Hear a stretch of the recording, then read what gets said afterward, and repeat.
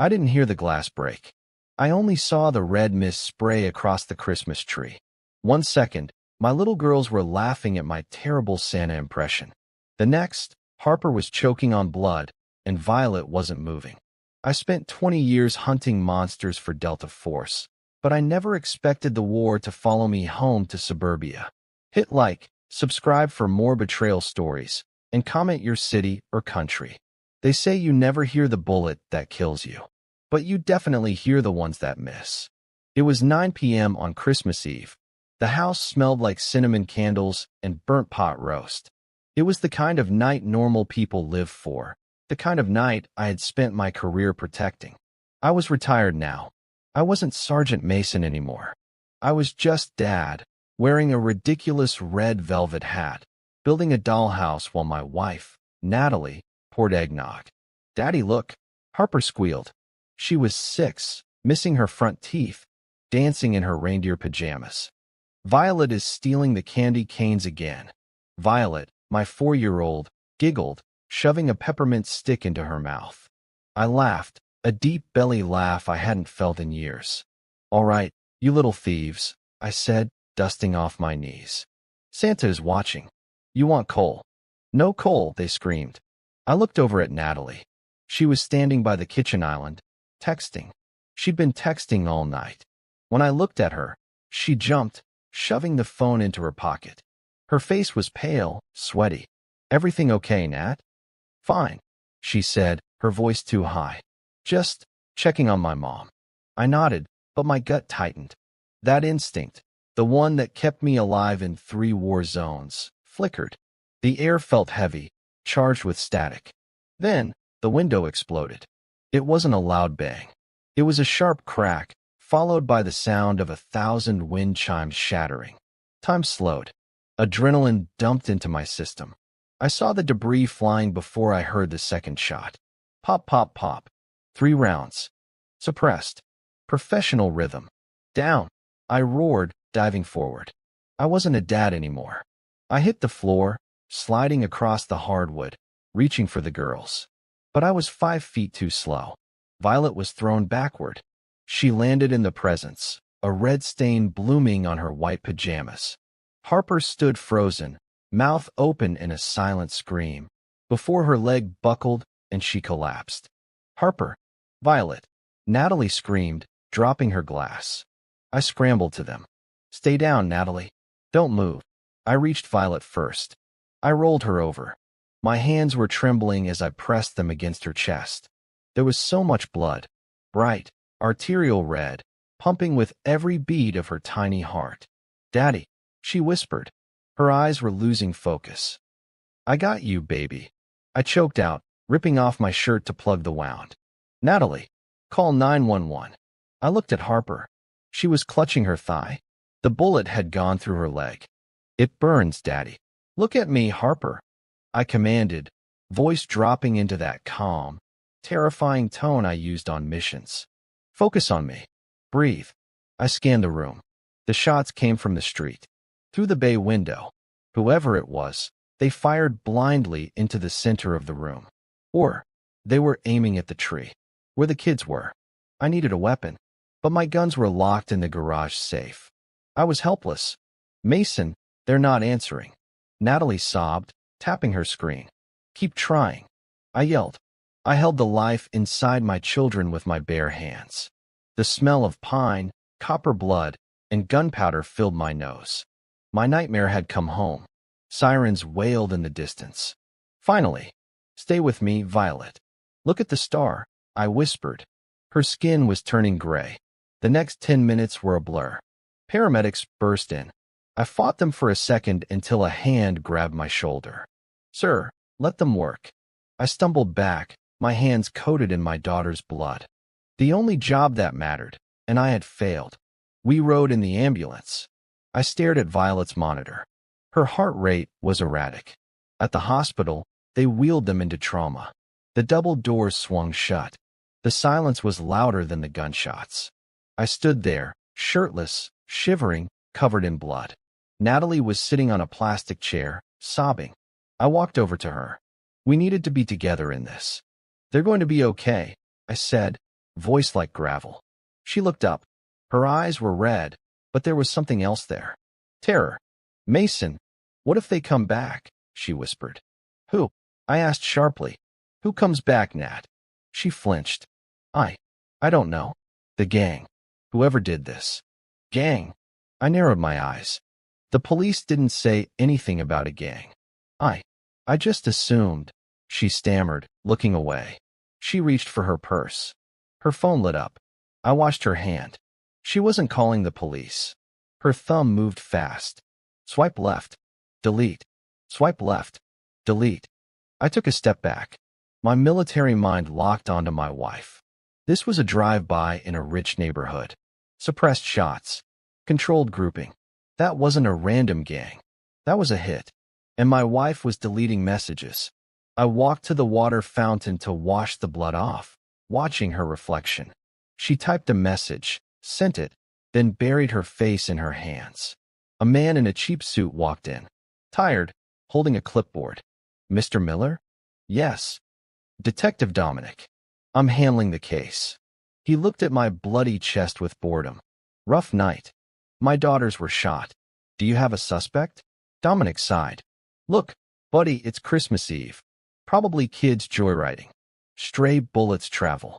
It wasn't stray, I said. 3 shots. Suppressed. Targeted. Dominic laughed. Suppressed? You watch too many movies. Go home, wash up. We'll take a statement tomorrow. He was burying it. I looked at Dominic's shoes. Alligator skin. Too expensive for a cop. I looked at his wrist. A Breitling watch. I looked back at Natalie. She was watching Dominic with fear. She knew him. The pieces clicked. The targeted shots. The wife's texts. The dirty cop. The doctor pushed through the doors. He looked exhausted. Mr. and Mrs. Miller? I stepped forward. Tell me. Harper is stable. She'll walk. But Violet, she took a round to the chest. She's in a coma. The next 24 hours are critical. Natalie wailed, collapsing.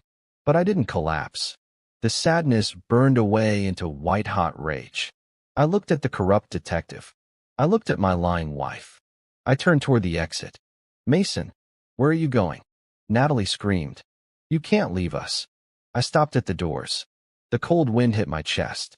I didn't turn around. I'm going to get a change of clothes, I said calmly. But I wasn't going for clothes. I was going to the garage, to the wall behind the toolbox, to the things I promised never to use again. Mason, the dad, died tonight. The operator was back, and I was going to burn this city to the ground. The coffee on the hospital table went cold hours ago. The air smelled like bleach and grief. I hadn't slept, hadn't moved, just stared through the glass at Violet, my little fighter, connected to more machines than I'd used on a battlefield. Her chest rose and fell with mechanical rhythm. A nurse adjusted the 4-line and gave me that polite, distant smile they practice for disasters like this. I couldn't look away. I memorized the beeping of her heart monitor like it was my own pulse. It was my new war drum. Natalie sat across from me, pretending to read messages on her phone. Every time someone walked down the hallway, she flinched. Every few minutes, she looked at the door, not the window. She wasn't scared of losing Violet. She was scared of who might walk in. Harper lay awake in the next room, doped up on painkillers, whispering for her sister. I could hear her small voice every time the door cracked open. It was the sound that kept me from falling apart. The door opened again. Detective Dominic stepped inside, still in the same suit, still smelling like cheap cigar smoke and arrogance. Morning, Mr. Miller, he said, as if we were old friends. Any word from the doctors? I didn't answer. I just looked at him. That silence made him uncomfortable. Good. He flipped through his notepad. We canvassed the area. Nothing yet. Looks like a random act of, it wasn't random. He looked up, smirking. Right, you said that last night. But we found no evidence of a suppressor, no shell casings worth. They used subsonic ammunition. You wouldn't find standard casings, I said, my tone even. Check the angles of entry. High ground. Backyard fence line. Not the street. Dominic shrugged. I'll run it by forensics. He turned toward the door. Try to get some sleep, Mason. You can't fix everything. Not anymore. When he left, I saw Natalie watching him again from her chair. Their eyes met for a split second. Then she quickly looked down at her lap. That tiny flicker between them broke something inside me. I left the room without a word. Outside, the wind was sharp, evening light fading. I drove home, palms gripping the steering wheel until my knuckles whitened. Every bump in the road flashed images of red pajamas and shattered ornaments. When I reached the garage, I turned on the single overhead light.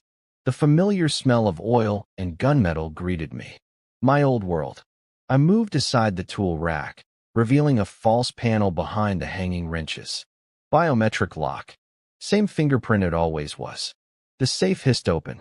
Inside, a stripped-down M4 carbine, sidearm, combat knife, encrypted comm units, and a weathered notebook with coordinates scrawled in a shaky hand. Tools of a life I'd buried under years of pretending to be normal. I took everything out piece by piece. Running fingers across cold steel felt like finding a lost part of myself. The sound of a magazine locking and clicked louder than any Christmas bells. I wasn't armed for revenge yet. I was arming myself to survive what was coming. I placed the carbine on the work table and then noticed something odd. Paperwork. Natalie's handwriting. Receipts for cash withdrawals, weekly, small enough to avoid bank flags. Payments sent to an unregistered number. A text tone chimed softly. The sound came from the kitchen sink. I crouched, flashlight in hand, and saw the edge of black tape peeling under the cabinet. A burner phone. Cheap model. Battery sticker still fresh. The screen lit up. Incoming message. Did you get the package? I stared at those words. My thumb hovered over the screen. Whoever sent that didn't know they were messaging the wrong person now. I texted back only 2 words. Which one? Seconds later, 3 dots appeared, then vanished. Then came the reply. The girls. Wanted to scare. Didn't mean to hit both. My blood ran cold. So it wasn't random. It wasn't a mistake. It was a warning gone wrong. I typed back fast. Who sent you? No response. The signal went dead. I called a contact I hadn't spoken to in years. Grant, an old military buddy turned lawyer. When you're Delta, you never really retire. You just step sideways. He answered on the first ring. I heard, Mason. It's all over the private boards. You okay? They shot my girls. Silence. Then, quietly, tell me what you need. Not what, who. I need the name of anyone using burner traffic in this grid last night, between 8:30 and 9:30. Pay whoever you have to. I want this traced. Grant sighed. You know this isn't something you come back from, right? I wasn't planning on coming back. He didn't argue. He never did. I hung up, wiped my fingerprints from the phone, and crushed it under a wrench. At midnight, I drove back to the hospital. Natalie was asleep in the chair beside Harper's bed, phone clutched in her palm. I took it from her hand gently. Face ID unlocked instantly. My thumb scrolled through her messages. Most were harmless, friends, family. But one thread was hidden under a different contact name. Jules, Vet Clinic. I opened it. My heart stopped. There were weeks of messages, romantic, explicit, manipulative. The man's real name was Julian. He owed someone money. He'd promised her it would be handled. The last text Natalie sent, 1 hour before the shooting. He'll be gone by 9. Do it quiet. I stared at those words until they blurred. All the pieces fell into place. The target was never me. It was him. Julian. The coward she was protecting. They wanted to send him a message. My family just happened to be standing in the way. I looked at my daughters through the hospital glass. Violet in her coma. Harper sleeping with bandaged legs. My wife asleep, pretending to be innocent. No tears came this time. Just silence. I turned the lights off and walked out of the hospital. Set the car on course toward the coordinates Grant texted me 5 minutes later. A rundown motel outside the city where one of the phones on that burner network had last pinged. The soldier in me came back full awareness, heart rate calm, breathing steady. Every sense sharpened. The war wasn't coming anymore. I was taking it to their doorstep. The coordinates Grant sent me led to the edge of town, where streetlights flickered and died. The Starlight Motel, a place where desperation checked in by the hour. The neon sign buzzed with an irritating hum, casting a sickly pink glow over the parking lot. I parked my sedan 2 blocks away in the shadows of an abandoned warehouse. I didn't walk in through the front. I moved through the overgrown brush at the rear of the property, my boots silent on the wet pavement. I was wearing dark civvies, jeans, a black hoodie, and a baseball cap pulled low. Underneath, I had the cig tucked into my waistband and a tactical knife in my boot. I found room 104. The lights were on, the curtains drawn but thin. I could see a silhouette moving inside. It was frantic, pacing back and forth. I didn't breach yet.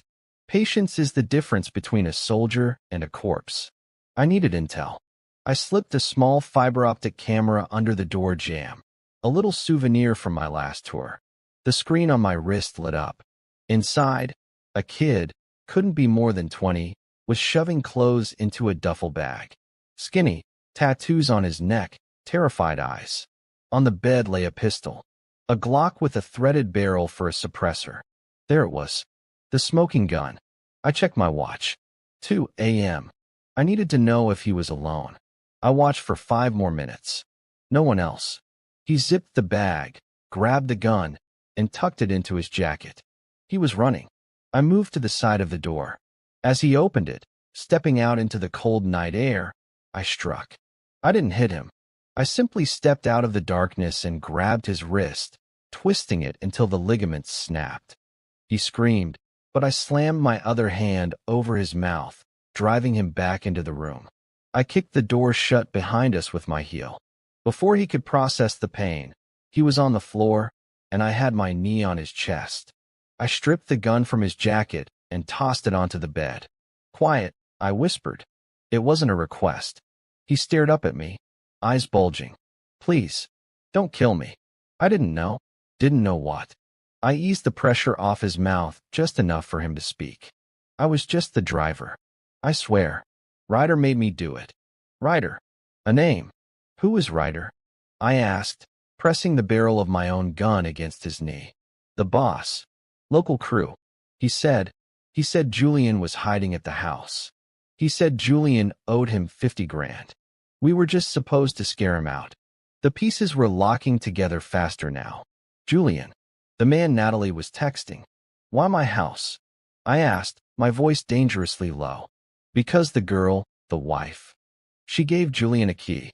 She told him he could crash there while you were gone." The world tilted on its axis. Natalie gave him a key. She invited this danger into our home. I leaned closer. "Where is Ryder now?" "The shipping yard. Dock 4. He runs the containers out of there." "Please, man, I have a kid." I looked at him. He was a scumbag, a criminal who drove a shooter to my house, but he was also terrified. I didn't kill him. I wasn't a murderer. I was a father cleaning up a mess. I stood up, zip-tied his hands to the radiator, and gagged him. "If you make a sound before sunrise, I come back. And I won't be talking." I left him there and drove straight back to the hospital. The rage was different now. It wasn't hot anymore. It was cold. Absolute zero. When I walked into the waiting room, it was nearly 4 a.m. Natalie was awake, drinking coffee from a styrofoam cup. She looked exhausted, her eyes rimmed with red. When she saw me, she stood up, relief washing over her face. "Mason, where did you go?" I was so worried. She reached for me, but I stepped back. The movement was small, but it hit her like a slap. She froze. "What's wrong?" she asked, her voice trembling. "I found the driver," I said.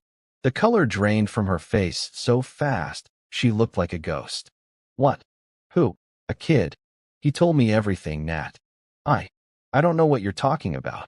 She tried to laugh, a nervous, jagged sound. "Mason, you're tired. You're imagining things." I stepped closer, invading her personal space. "He told me about Julian." She stopped breathing. Her coffee cup fell from her hand, splashing brown liquid across the sterile white floor. "Mason, wait. He told me about the dead." I continued, my voice relentless. He told me about the key you gave him. He told me that while I was deployed, fighting to keep this family safe, you were letting a gambling addict sleep in our bed. It wasn't like that, she hissed, glancing around to see if anyone was watching. It was just, we were friends. He was in trouble. I was trying to help him. Help him. I grabbed her shoulders. You helped him by putting a target on our daughters' backs. They weren't shooting at me, Natalie. They were shooting at the man you brought into our lives. She broke then. She collapsed against my chest, sobbing uncontrollably. I didn't know. I swear to God. Mason, I didn't know they would come to the house. Julian said it was just money. He said he would pay them back. Where is he? I asked. I didn't hug her back. My arms hung at my sides like dead weights. I don't know. Don't lie to me. I warned. A nurse at the station looked up, startled. I lowered my voice, but the intensity remained. You were texting him. You told him to run. Where is Julian? She looked up at me, tears streaming down her face. She saw the look in my eyes, the look of a man who had nothing left to lose. He's at the old boathouse near the marina. My dad's old place. I gave him the code. I let go of her. She stumbled back, clutching her chest. Mason, please, don't hurt him. He's just scared. He should be, I said. I turned around. I looked through the glass one last time. Violet was still fighting for every breath. Harper was tossing in her sleep, nightmares already haunting her. I'm going to finish this, I said to the air. Mason, if you leave, if you do this, we're done, Natalie cried out. You'll go to prison. You'll lose us. I stopped at the elevator. I looked back at the woman I had loved for 10 years. The woman who had shattered our world for a cheap thrill and a secret life. I already lost us, Natalie. You made sure of that when you opened the door to the wolf. The elevator doors closed, cutting off her sobs. I was going to the marina. Julian was going to answer for every drop of blood on those Christmas presents. And after him, Ryder. The sun was just starting to crest over the horizon, painting the sky in shades of bruised purple and blood orange. It was a beautiful morning for a reckoning. The marina was quiet at dawn. Mist hung over the still water, and the sound of seagulls echoed like distant ghosts. My tires crunched over the gravel as I pulled up to the old boathouse Natalie's father used to own. The wooden planks were rotted, paint peeling off the walls, the sign half fallen that once read Dock Rentals. I killed the engine.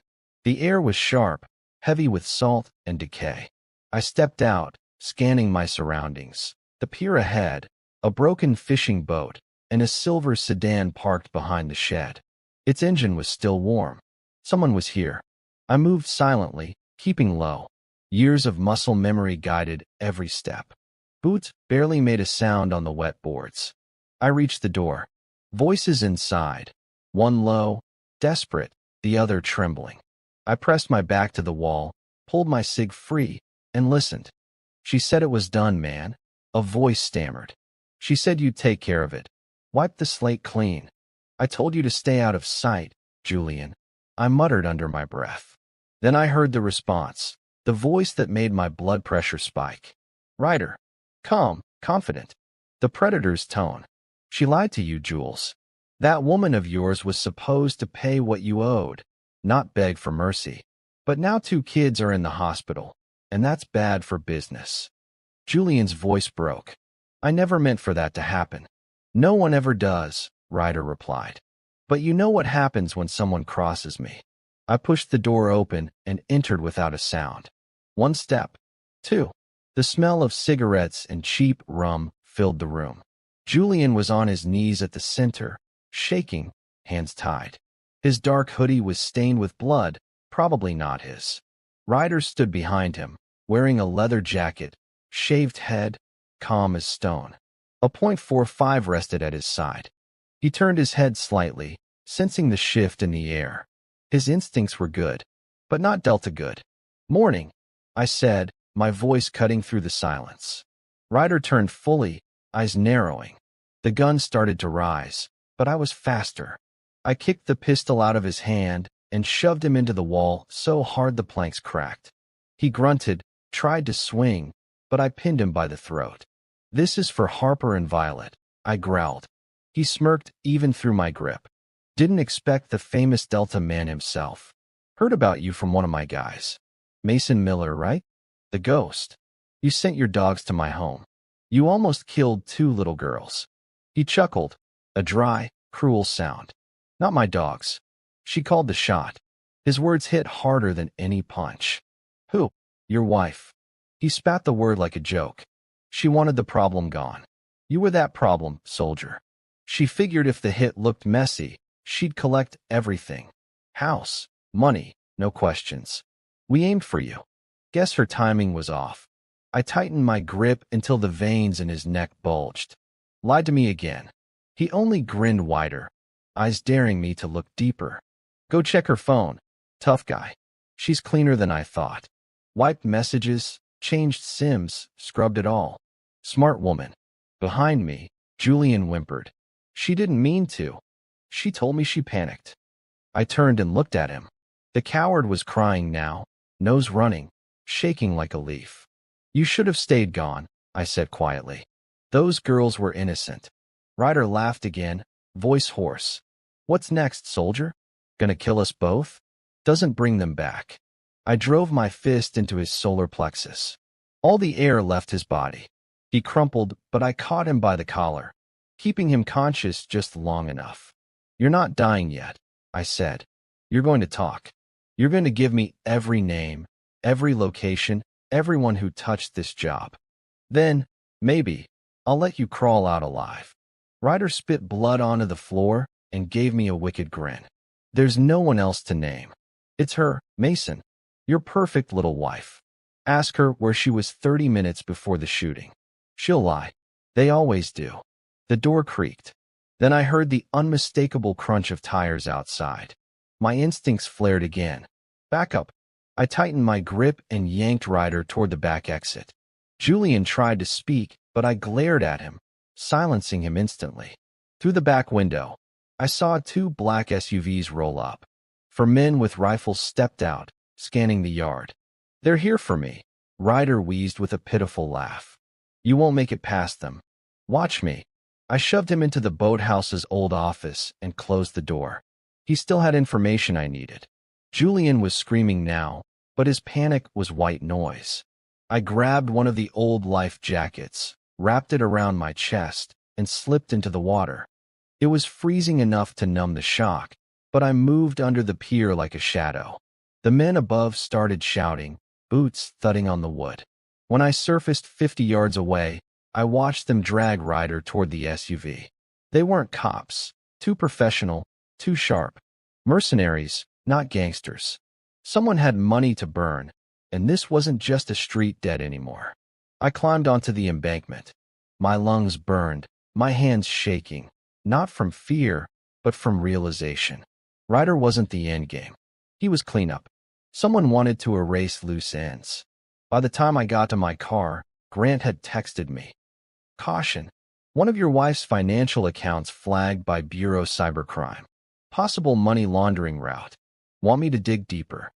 So Ryder was right. Natalie wasn't just cheating.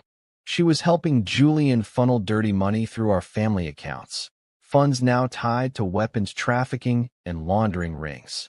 And she'd used our address. Our home. I stared at my reflection in the rearview mirror. My eyes looked dead. She killed more than trust. I muttered. She destroyed everything. I started the engine. The next stop wasn't anywhere on a GPS. I had coordinates to a warehouse Ryder's crew used as a stash. Grant sent them with the note. Feds won't move for 48 hours. You've got time. I looked out the window once more, toward the fading horizon. Natalie's betrayal had just turned from emotional to lethal. The woman who shared my bed helped pull the trigger that destroyed our family. I was done asking questions. It was time to make people answer them, one by one. I didn't go home. Home wasn't a place anymore. It was a crime scene wearing my family's scent. Instead, I drove to the edge of the docks, where container cranes stood like sleeping giants. The address Grant texted sat between 2 warehouses, one abandoned, one alive. The alive one buzzed with a generator's hum and muted voices. Ryder's people. I parked 2 blocks away and made my approach on foot, weaving through the shadows of stacked metal. Every sound mattered. The click of boots, the hum of a truck engine starting somewhere in the distance. I moved like I used to in foreign alleys, calculated, cold, unseen. At the south entrance, 2 men smoked and talked. One wore a bomber jacket, the other a beanie and thick gloves. I counted seconds, measured timing, and when they looked away, I slipped behind an old forklift and came up fast. One blow to the throat, a push, a drag. The first hit the concrete before he understood what had happened. The second turned, half ready, but my forearm was already under his chin. He went down silent. I took their weapons, cheap automatics. Not Delta quality. These were street-level trash guarding something they didn't understand. Inside, I moved between rows of crates. The smell of motor oil hung heavy, mixed with salt and gun lubricant. A door stood at the far end, faint lamplight glowing under it. I heard laughter. One voice, low, slick, recognizable even in fragments. Ryder. He'd made it back here faster than I expected. I inched closer, hearing the conversation. Told her not to panic. But no, Natalie had to screw it up, Ryder said. You think she's gonna flip? Another man asked. She already did, Ryder replied with a chuckle. She just doesn't know it yet. Natalie. They were still talking about her like she was one of them. I pushed closer, ear to the crack in the door. She told me Mason suspected something. But he doesn't have proof, Ryder said. Let her think she's safe. We'll use her again if we need leverage over Julian. Can't leverage a dead man. The other man grunted. I froze. What do you mean dead? Ryder asked. The marina job. He didn't make it. Someone found him. You said that warehouse was clear, the sound of a chair dragging. That wasn't my call, Ryder snapped. So the cleanup team, they'd killed Julian. But not before I got the truth. And now Natalie was sitting in a hospital under their watch, thinking none of it could reach her. I opened the door with my shoulder, gun out, not shouting, just silent intention. Ryder looked up, shock crossing his face for half a second before his hand darted to his belt. I fired first, bullet hitting the table edge, splintering it. Chaos erupted. Men dove for cover. I dropped one. Then another. The sound echoed endlessly in the high-ceiling warehouse. Ryder bolted for the back exit. I chased, hearing his boots slam against metal steps. He darted through the door, sunlight stabbing across my vision. I grabbed his jacket mid-step, slamming him into a cargo crate. She wasn't scared of the gang, I hissed. She was scared of you. He coughed blood, almost laughing. You think she's innocent? She's been playing us both. You didn't figure that out. Try me. She told me when to pull the trigger. Mason. Not me. Her. My finger almost pulled before my brain caught up. Lie. He grinned. Check the time of the call on my burner from Christmas Eve. She said, he's about to walk into the living room. That was my signal. My stomach twisted. I hadn't even looked at the clock that night. I'd walked over to the tree. Harper was dancing. And Natalie, she had been standing near the window. The timing matched. I hit him once, hard enough to drop him. I'll find proof. You won't have to, he groaned, spitting blood onto the dock floor. She already confessed, just not to you. Cop named Dominic's got the texts. Dominic. The detective who told me to go home. My chest went cold. You're lying. He managed a weak grin. Go home, soldier. Check the cop's phone. You're fighting the wrong enemy. I didn't kill him. Not yet. I cuffed him with his own belt and left him bleeding by the crate. By sunset, I was back at the hospital. Dominic's car sat out front, unmarked but familiar. Inside, Natalie sat with Harper, pretending everything was okay. Dominic stood at the end of the hall, talking quietly to a nurse before spotting me. His expression faltered. You were told not to interfere, he said as I approached. You were told to investigate, I answered. But you're too busy covering for her. He frowned. Miller, you're making a mistake. I stepped in close, whispering. You keep her safe because she's paying you. right? You get money whenever she makes one of those mysterious transfers from my account." His jaw tightened. That was enough confirmation. I smiled faintly. "Yeah, thought so." He turned slightly, hand grazing his holster. But I was already backing off, calm. I didn't need to fight him yet. I just needed him rattled. Then his phone buzzed. I looked down. On the glowing screen, a single text flashed before he silenced it. "Finish it at the hospital tonight." He saw me read it. His face drained. For 10 seconds, neither of us moved. Then he grabbed the phone, stepped back, muttered, "You don't know what you're doing," and walked off fast. My pulse slowed again. Ryder wasn't bluffing. Natalie had started something darker than either of us realized. Dominic was part of it, and something was coming tonight. I turned and looked through the patient room window. Harper was asleep. Natalie was staring down at her phone, thumbs shaking as she typed. I couldn't see the screen, but I could read her lips. One word, one name, Ryder. She was texting him again. The realization hit me like recoil. I wasn't the hunter anymore. I was living in the target zone again. And this time, the hit squad was coming inside the hospital. Hospitals have their own kind of silence. Not peace, pressure. The kind that hums in the air before something goes wrong. I'd heard it before, in safe houses seconds before a breach, in ambush zones right before the world erupted. And now, standing under those fluorescent lights, staring through the windows of the pediatric ICU, I felt it again. Natalie sat by Harper's bed, pretending to pray, thumbs scrolling her phone instead of holding her daughter's hand. Harper's leg was wrapped in cast and gauze, her face pale but calm under sedation. Violet's room was a floor below, machines whispering for her because she couldn't breathe for herself. The text Dominic got, "Finish it at the hospital tonight." It wasn't a bluff. I walked to the vending machine outside and bought a coffee I had no intention of drinking. I just needed the cover, the clinking quarters, the fake casual posture. As I scanned the hall, 2 new orderlies had come on shift. Strange faces, big hands, stiff posture. Not medical, tactical. Their eyes lingered too long on the stairwell cameras, then each other. I knew that look. They were waiting for signal. I slid the coffee into the trash, checked my reflection in the vending glass, made sure my eyes were calm again. My phone buzzed in my pocket, a message from Grant. "Grant, FBI tracing accounts. Dominic's bank tied to offshore shells. Looks like he's the courier, not the boss." Me, "Find the boss." "Grant, you're looking at her." I didn't reply. I already knew what he meant. "Natalie." That's when the elevator dinged. One of the fake orderlies stepped out, pushing a linen cart that wasn't hospital issue. 2 new, military-grade casters, the kind used to move gear. The second followed behind with a mop bucket. Nobody noticed. Night shift fatigue made people blind. I walked into the staff lounge, found what I needed, one of the security feeds on a mounted monitor. Camera 3, West Wing. The 2 orderlies stopped by a maintenance door, swiped a card that shouldn't have worked, and disappeared inside.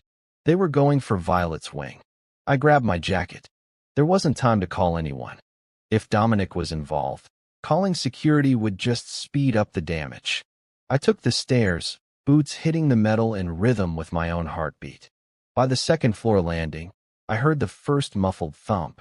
A suppressed weapon. Another. 2 shots.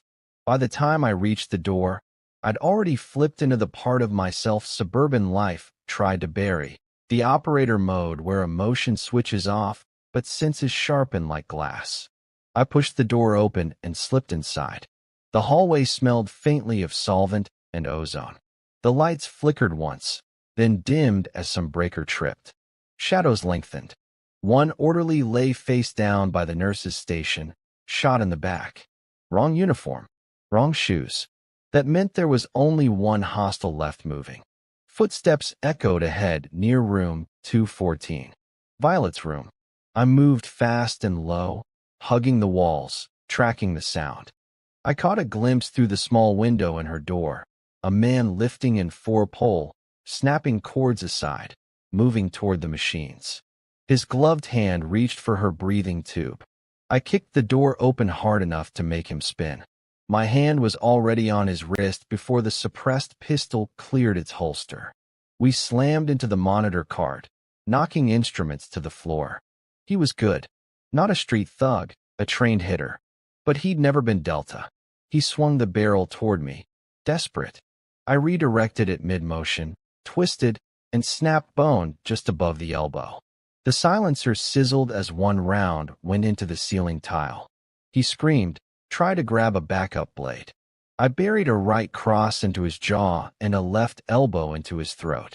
He hit the ground choking, air bubbling from his crushed windpipe. I stripped the weapon, safety on, then tore his mask off. His face was swollen, tattooed, a gang insignia Ryder's crew used. Dirty cop collaboration confirmed. Violet's machine beeped erratically from the commotion, her little body trembling under the shock of noise before stabilizing again. I stood there for a second, chest heaving, hands shaking just once before I forced it to still. I checked the dead man's pockets. A phone. One text thread, unsent draft on the screen, job done. Second target next floor. Harper. Rage took form like ice in my veins. I sprinted down the corridor, caught the reflection of another figure heading toward the stairwell, Dominic. He had his badge out, waving off a nurse, face etched with fake concern. I was behind him in 4 strides. Drop it, I barked. He spun, startled, hand flying toward his weapon, but I was already there. I slammed his wrist into the wall, gun clattering to the floor. Mason, wait, where's the other one? I shouted. Dominic grimaced, panting. They didn't tell me they'd hit both wings, I swear. I'm not. I hit him again, this time enough to make him talk. His words spilled fast. She called Ryder after you left the docks. Said you'd gone rogue. Said the kids had to be silenced before the cops traced the bullets back to her account. I didn't know they'd actually. Who's she? His mouth twisted. You know who. Natalie. The hallway lights flickered again. The nurse at the station screamed as another shot cracked through the upper wing. I cursed under my breath and shoved Dominic toward the wall. Stay here. I ran. Turns, corridors, shattered glass under my boots. Smoke alarms wailed. Somewhere, a code red announcement blared. I reached Harper's room and saw the second shooter halfway through the window frame, trying to escape after missing his mark. Harper was crying on the bed, clutching her leg, eyes wide with terror. I drew the stolen pistol, centered on movement, and fired once. The man's shoulder burst, sending him tumbling backward out the second-story window onto the grass below. I went to Harper, wrapped my arms around her, whispering, You're okay. You're safe. Daddy's here. She was shaking, speechless. The floor shook with the impact of first responders flooding the building. Sirens roared outside. By the time I looked back at the window, Dominic was gone. And so was Natalie. I found her car missing 30 minutes later. She hadn't even stayed through the chaos. Her phone was off, her purse gone. I stood in the empty parking lot, hospital lights flashing red and blue across my blood-smeared jacket, the cold wind biting down hard. Grant called again. Mason, listen, FBI traced new movement. Offshore wire transfer left an hour ago. Same account that paid Ryder. It's Natalie's. Destination unknown.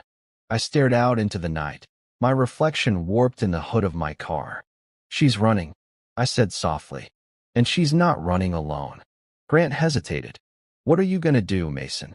I loaded the spare mag into the sidearm, eyes hard. What I do best. Hunt. Because if she wanted to disappear, she should have known one thing. Delta doesn't lose targets.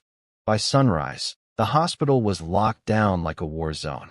News crews were parked outside, sirens still flashing, reporters calling it a gang retaliation attack. I watched through the back entrance as detectives barked orders and medics wheeled out the dead shooter. None of them looked at me.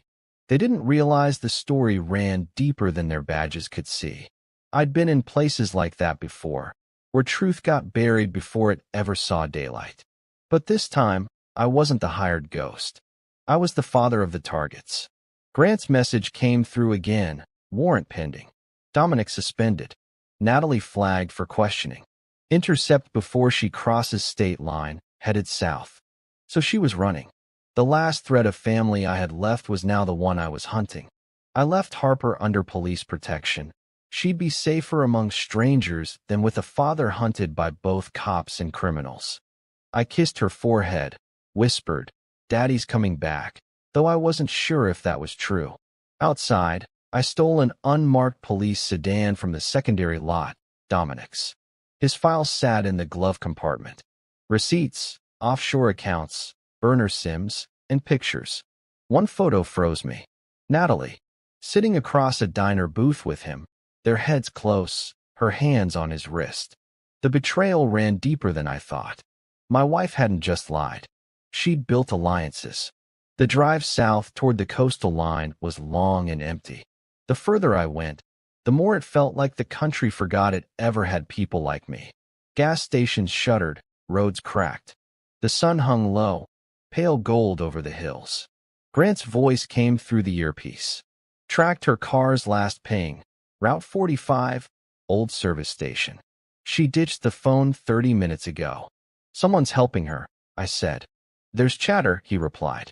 Federal frequencies lighting up. Somebody wants this quiet and fast. Looks like she sold intel too. Mason, classified stuff from your old ops days. She routed it through Ryder's people. I gripped the wheel tighter. Then she didn't just betray her family. She betrayed the flag. The service station sat crooked on the edge of nowhere, its open sign flickering, one pump still working. A rusted van idled on the side. I shut the stolen sedan off a quarter-mile back, approached on foot. The van's door was ajar. Smell of cigarettes and gasoline. Music faint through static, old country station. Inside, a duffel bag lay unzipped, stuffed with cash wrapped in federal bands. Next to it, a photo frame of my family, the one from Violet's birthday party last year. Natalie kept it with her. But someone's fingerprint oil smudged across the glass. It wasn't hers. Movement came from the garage office. I drew my pistol and entered through the bay door. Nathaniel Grant stood there, my old commanding officer from Delta, now older, suit instead of fatigues. He looked at me the same way a man looks at his reflection years after the mirror cracked. "Grant," I said slowly, "I told you not to chase her, Mason. You're in on this?" He sighed. The Bureau recruited her months ago. She was supposed to feed intel on Ryder's smuggling ring, not marry herself to it. She got greedy. Started selling your unit's locations, your names. I tried to contain it before it bled into civilian fallout, but then the kids got caught in the crossfire. I lowered my gun. So now what? You want me to stand down and let her vanish? He stepped closer, voice low but firm. If I wanted that, you'd already be cuffed. But she's not alone anymore. She's with someone bigger, someone whose name you know. He opened a file folder. Pictures of Dominic, Ryder, Natalie, and a fourth man, one I hoped I'd never see again. Felix, I muttered. My former teammate. Discharged dishonorably years ago for arms trafficking. Grant nodded. He's backing her. They're selling old ops intel to foreign buyers overseas. Tonight, Black Ridge Airfield, 9 p.m. I took the file. My face hardened. You want her alive? Grant hesitated. You kill Felix. Bring her back breathing. The Bureau wants leverage more than justice. I'm not their tool anymore, I said. He looked at me, weary. Then do it for the right reason. Night came fast at the airfield. Black Ridge was nothing more than a forgotten runway flanked by storage sheds. Floodlights flickered in gusts of wind, the desolation humming like a warning. Through binoculars, I saw her. Natalie, standing near a twin-prop cargo plane, her coat whipping in the wind, hair tied back. Calm, confident. Like this wasn't escape, it was victory. Felix was there too, pacing near a crate marked parts. His weapon hung loose across his chest. I moved around the perimeter, slipping through shadows of derelict vehicles, circling the tarmac. My heartbeat slowed to combat pace. Infiltrate, isolate, eliminate. Then I saw something that pulled the breath from my lungs. Two men unloading another crate from the plane. Inside it were files, marked D-Force missions, confidential. My team's past. My classified life. Everything she'd stolen from me, now packed to sell. Felix was laughing at something she said. She smiled back, that familiar soft smile. The same one she used to show me when pretending everything was fine. I lined up my sights. Grant's words floated in the back of my head. Bring her back alive. But at that moment, I didn't feel like a soldier anymore. I felt like a ghost watching the ruins of his life move on without him. Felix turned away, briefly alone. One clean shot could end it. My finger rested on the trigger, trembling slightly. That's when headlights flared across the far edge of the airfield. SUVs. Black. Government issue. Too many for backup, too soon for luck. Grant hadn't told me everything. This was bigger. Felix saw it too. He shouted, grabbed Natalie's arm. She yanked herself free. You said we had time, she screamed. He threw her toward the plane stairs. Then run. But she didn't. She spotted me coming out of the darkness, rifle slung low, eyes fixed on hers. For the first time since that night, I saw fear. Honest fear. Mason, she said under her breath, just loud enough for me to hear as I closed the distance. The roar of engines swallowed her voice, wind whipping both our faces. You can't stop this, she shouted. It's already done. I can stop you. Felix opened fire, bullets tearing sparks across the tarmac. I dove, rolled behind a crate, returned with two short bursts. One punched his shoulder, another ripped into the generator behind him, showering sparks. Fire erupted, lighting the night in hellish orange. Natalie ducked and bolted toward the plane. I dropped Felix with a shot to the knee, then sprinted after her. She reached the stairway, turned, and aimed something small and black at me. A detonator. I didn't want this, she screamed. The crate markings flashed again, explosives. I froze, fingers tightening on my weapon, every muscle knowing this was the turning point. Put it down, I said quietly. You'll kill yourself. I already did the night I let him in. She whispered, tears cutting through soot on her cheeks. Then she pressed the trigger. The blast ripped through the hangars, a wave of heat throwing me backward into the dirt. Through ringing ears and choking dust, I saw the plane split apart in fire. For a second, I thought she'd gone with it. Then, movement. A figure crawling away from the wreckage, burned but alive. Natalie. I staggered up, grabbed my weapon, and started toward her. This wasn't over. Not yet. Smoke rose from the wreckage like a signal to hell. The airfield glowed orange with firelight, metal twisting and popping from the heat. The plane was gone. Felix was down somewhere behind the flames, and Natalie, my wife, my betrayer, was crawling through the ash trying to survive the mess she'd built. I moved through the wreck, gun drawn but heart burning hotter than the fire. Every instinct screamed to put her down, but another voice, the part of me that still remembered Harper's laugh and Violet's tiny hand around my finger, kept me steady. She heard my boots crunching on gravel and turned, coughing smoke. Mason, stop, it's over. I stared down at her, jaw tight. You said that when they killed our daughters in front of the tree. Her face twisted in pain and guilt so raw it made my chest ache even as rage boiled in my veins. I didn't know they'd come for our kids. I swear. Stop lying. I snapped, kicking the detonator out of her hand. You were in it deep with Felix. You knew what he was using you for. You gave him my intel. You funded Ryder's crew. You built the perfect betrayal. She shook her head, lips trembling. Felix said he'd make them back off if I paid what we owed. He said nobody would get hurt. You owed him because you gambled our future. I shouted. All those missing payments, those nights you said you were helping your mother, you were feeding criminals. Her eyes darted toward the runway behind me. I turned just fast enough to see movement in the smoke. Felix, limping, rifle raised. I spun. Two shots split the air. One burst the dirt beside me. The other took Felix square through the chest before he could fire a third. He dropped backward, coughing blood. I followed his collapse, keeping my gun trained on him. He was still conscious, grinning through it. "She did it for you," he gasped. I knelt beside him. "You used her." He shook his head faintly. "She used herself. Money, excitement, everything you wouldn't give her. You came home broken, Mason. She wanted more than your silence." His breath rattled out. The grin stayed frozen on his face as he died. Natalie sobbed into her hands. "He's lying, Mason. You have to believe me." I looked at her, burn smeared, crying, broken, and for a moment I couldn't separate truth from lie anymore. Every version of her flashed in my mind. The woman who made pancakes with the girls, the one deleting texts in the hospital, the one calling the shots over blood money. The woman I loved was gone long before this night. Sirens wailed in the distance, federal units, finally closing in. I grabbed Natalie by the coat and pulled her to her feet. "You're coming with me. You'll tell them everything." She struggled. "They'll kill me before I speak." "That's not my problem." I dragged her toward a maintenance truck parked near the fence line. The flames behind us turned the windshield to liquid gold. I shoved her inside, started the engine, and sped off into the woods that bordered the airfield.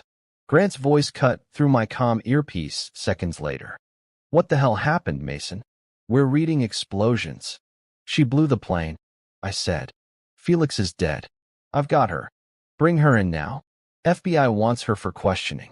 "Yeah," I muttered, eyes locked on the cracked road ahead. "And she'll walk out free because the Bureau needs a scapegoat, not justice." "Mason, don't do anything stupid," Grant warned. I killed the line. We drove in silence for miles, the sound of the tires and Natalie's ragged breathing filling the dark. She stared out the window, avoiding my eyes. "You won't understand, Mason," she whispered. "You think it's all black and white, enemy or ally. But I did this to protect us, to save us from the life you brought home." The life I brought home. I barked out a laugh, bitter and sharp. "I was out there so you could raise our kids in peace." "In peace?" She shot back suddenly, voice rising with desperation. "You came home a ghost. You didn't talk. You didn't feel. You looked at me like a mission report, not a wife." I was already alone before Felix ever called. Her words hit deeper than bullets, but not deep enough to stop my hands on the wheel. "So you picked the one road guaranteed to destroy everything left." She didn't respond. Her silence said enough. I followed an old gravel path out to a cliff overlooking the inlet, a place I used to take the girls fishing. The storm clouds were moving in now, lightning flickering over the water's dark mirror. I stopped the truck, left the engine idling. Natalie looked around, confused. "Why are we here?" "This is where it ends," I said quietly. "No lawyers. No deals. You tell me who ordered the hit on our house, and you get to live long enough to see justice." She looked at me, trembling. "You wouldn't, don't test me." Rain started to fall, soft at first. Then she broke, tears mixing with the downpour. "It wasn't me who gave the kill order, Mason. It was Dominic. He told Ryder what time you'd be home. He thought the insurance payout would cover the debt. I was supposed to keep you distracted." I froze. The memory of her standing by the kitchen window on that perfect Christmas Eve shifted clarity. Her texting, the way she avoided my eyes right before the shots came. "He set the time," I muttered. "Yes," she whispered. "But they didn't know the girls would be there. I tried to stop them. I swear." I lowered the gun a fraction. "Dominic. The same cop who buried the report. Who left the hospital when the attack went wrong." A fresh, colder anger surged through me. This wasn't over, not by miles. Grant called again, voice frantic. "Mason, listen, Dominic's gone off radar. Bureau lost his car on the interstate. We think he's heading your way." I looked into the darkness beyond the trees. Headlights glowed faintly in the far distance, cutting through rain. One vehicle, coming fast. "I see him," I said. Natalie's voice was barely audible. "What are you going to do?" I racked the slide of my weapon, eyes never leaving the lights ahead. "Finish what he started." The first car reached the bend below the cliff road. It stopped. Door opened. Dominic stepped out, rain glinting off his gun. "Mason," he called into the storm, voice echoing. "It's over. Walk away." I looked down the barrel of my weapon, thunder rumbling like artillery overhead. "No," I said, stepping out from behind the truck, rain running down my face. "Not until my girls get peace." Lonely lightning cracked the sky as both of us squared off, soldier versus the system that rotted from within. And in the middle of it, behind me in the truck, Natalie watched, silent, knowing only one of us would walk away when the thunder ended. Rain hammered down on that lonely cliff road, each drop hitting like a countdown. The sky was black, thunder rolling across it like artillery fire. I stood there, gun steady in my hands, facing the man who'd orchestrated everything, the man who turned my home into a battlefield. Detective Dominic, the cop who smiled in my face while covering blood with paperwork. His trench coat whipped in the wind as he raised his weapon. "You don't have to do this, Mason," he called, voice steady but eyes calculating. "You shoot me here, they'll call you the killer. Everything you've done gone. You already killed everything I had," I said. My voice sounded calm, but it wasn't calmness, it was control. The same control that came before pulling a trigger overseas. Only now, I wasn't in any desert or jungle. I was home, and this was the last mission. He smirked. "You think this ends with me?" "Natalie hired the hit, not me. I just cleaned it up." "You're pointing your gun at the wrong one." I didn't look back, but I could feel Natalie's stare from the truck behind me. Her sobs had gone quiet. I wasn't sure if it was guilt or fear anymore. Dominic took a step closer. "You were always the soldier, the blunt instrument. You couldn't protect them because you didn't know how to live without war. Deep down, you know that's true." "Maybe," I said quietly, "but I know how to end one." My shot broke before the thunder did. Dominic spun as the round hit his shoulder clean, the impact spinning him against the hood of his car. He fired back wild, rounds tearing into the dirt as I moved closer, steady, relentless. He tried to raise his weapon again. I shot once more. The bullet shattered his gun, ripped his hand open. He collapsed, screaming, clutching it. "Who gave the order, Dominic?" I demanded, standing above him. Rainwater and blood mixed in the gravel between us. His voice cracked through the pain. "You already know." "Natalie." He nodded, coughing blood. "She signed everything over, insurance, savings, property. She gets everything when you're dead. You were the target from the start. I just made sure it looked like gang payback." Behind me, the truck door slammed. "Natalie," I shouted, turning. She was running toward the edge, rain soaking her coat, hair plastered to her face. The look in her eyes was wild, lost, like someone who finally saw the ghost she'd created. "Stay where you are." I yelled, but she didn't stop. "I never wanted this," she screamed over the storm. "I just wanted a way out." Of all the lies I'd heard from her mouth, that one hurt the most, because maybe part of it was true. I closed the distance, my boots splashing through mud as I caught her arm before she reached the cliff's edge. "You already had a way out. You just had to tell me." She sobbed, struggling against my grip. "You don't understand, Mason. You came back different. You scared me. You scared the girls. I thought if I paid them off, if I fixed everything, the money, the past, it would end. And you still chose a trigger over truth," I said, shaking my head. "You destroyed your family to save yourself." She looked up at me, tears filling her eyes. "You think you're any different? You killed for a country that forgot your name years ago." Lightning split the sky, reflecting the war in both our eyes.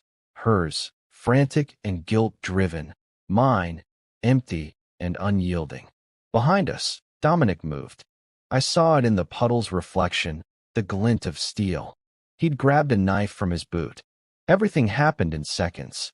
He lunged. I shoved Natalie aside. The blade slashed across my arm.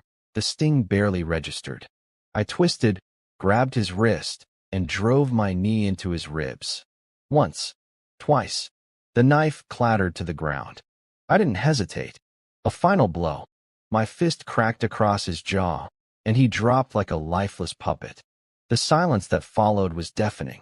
Only rain, thunder, and the steady rhythm of my breathing. I looked down at Dominic's body, one more ghost added to my long list. I felt nothing. Natalie stood a few feet away, shaking, staring at what I'd done. "Now what?" she whispered. "You kill me too?" I lowered the gun. "No. You live with what you did." Her legs gave out. She hit the ground sobbing, clutching her coat as if she could still hold her old life together. Flashing blue lights appeared through the rain. Grant's SUVs, the FBI. I could see agents stepping out, shouting orders, weapons drawn. I holstered my sidearm and raised both hands. "Over here," I shouted. "It's done." They rushed past me, cuffing Natalie first, reading her rights as she wept. Grant met my eyes. There was no pity there, only quiet respect. "She'll face everything, Mason. We've got the wire transfers, the accounts. You did what we couldn't." "I didn't do it for you." Grant nodded. "No, you did it for them." He glanced toward the sky, where faint dawn light began to break through the storm. The war was over, or at least this one. I walked back to my truck, blood mixing with rainwater on my sleeve. The adrenaline drained, leaving only quiet exhaustion. "Where will you go?" Grant asked. "Home," I said. "To my girls." He didn't stop me. As I drove away from the cliff, I checked the rearview mirror one last time. They were pulling Dominic's body toward the car. Natalie sat on the ground, head in her hands, surrounded by agents. She looked small, defeated, not the enemy anymore, just a tragic reminder of everything I lost. By the time I reached the open highway, the first sunbeam cut through the clouds, landing on the distant horizon. For the first time since that Christmas night, I didn't feel fury, just exhaustion, and maybe, buried deep down, peace. I turned on the radio. Static. Then, faintly, the beginning of a Christmas song, the same one that had been playing when I last saw my daughters by the tree. The same melody that had turned into the soundtrack of loss. Now it sounded different, softer, like a promise that the war inside me was finally ending. 2 weeks later, the snow that had fallen over the suburbs had finally melted, leaving behind wet streets and the faint smell of winter fading into spring. I stood outside the same hospital where it had all begun, the place where my world first shattered, and looked through the glass as doctors and patients hurried inside. But this time, I wasn't walking in to fight a war. I was walking in to keep a promise. Harper had been moved to physical therapy. She was stronger now, smiling again, clumsy on her crutches but determined. The same spirit that used to light up our living room still burned behind her eyes. Violet, she was awake. The coma had broken 3 days ago. Her first words were simple, soft, almost fragile. "Daddy, are you okay?" I didn't cry right away. It took me hours, years of holding everything, and finally cracked that night beside her bed. When I walked back outside, the quiet didn't feel like guilt anymore. It felt like peace trying to crawl its way back in. Natalie was facing trial. The headlines called her the Delta Widow, painting her as another suburban tragedy. I didn't go to the hearings. Grant said the evidence spoke louder than anything I could say. Dominic's recorded call logs, Ryder's ledgers, Felix's encrypted drives. Their web of deceit folded in on itself. Justice was finally speaking a language I didn't need to translate into violence. But even with their names erased, ghosts don't vanish. They linger. Every Christmas light, every caroling tune, every photo frame still reminds me of that one night. Yet somehow, that pain doesn't crush me anymore. It pushes me to keep moving, to keep building something worth protecting again. I still visit the range once a week, not to train for war, but to remind myself what control feels like. I still check every door twice at night. Habits like that don't die. They just find quieter reasons to exist. Sometimes, when Harper wheels Violet around the park, I catch myself smiling, because I know the monsters who stole their innocence are gone. And for the first time, my girls are laughing again. Not pretending, really laughing. I realized revenge never brought me peace. But truth did. Closure did. Watching them smile, that saved me in ways combat never could. And maybe that's what justice actually looks like. Not fire, not fury, just peace surviving long enough to rebuild. As for me, I'm not Delta anymore. Not a soldier. Not even the man I used to be before this war began.